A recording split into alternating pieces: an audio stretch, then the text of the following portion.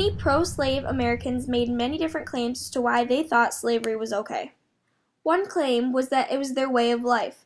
The slaves were their property, so therefore they could treat him any way they wanted. Claim 2 said that slavery was an ancient tradition. Therefore, the pro-slavery people thought that they had to carry out the way of life. Lastly, Claim 3 said that since Thomas Jefferson and George Washington were such honorable men and they owned slaves, slavery was okay. Sadly, the picture of both the neck collar and the whip are what the slave owners used on their slaves.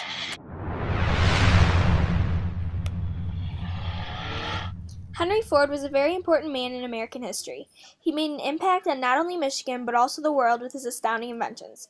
Without him, the world wouldn't be anything like today with all the innovative technology. This here said that the automobile played a big role in shaping our society today.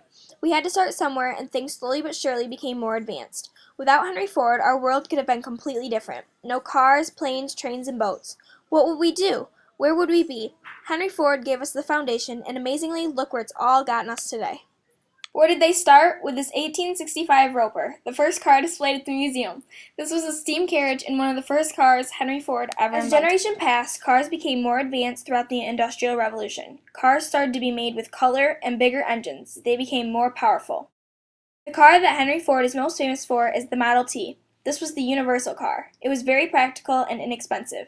The Model T was a hit, and nearly everyone had one in the 1920s. As time grew on, cars kept getting better and better. Cars were big benefits, and everyone had one. They became bigger, better, and flashier. Eventually, we get to modern-day society and the type of cars we have today. New cars are being invented every day, and many, many more are to come in the future.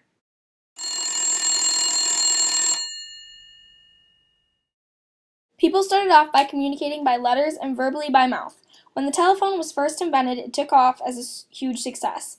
New additions were always being made to improve the technology. As time went on, phones became smaller and easier to carry around. We started with phones that were hung to a wall and couldn't talk but 2 feet away with the cord.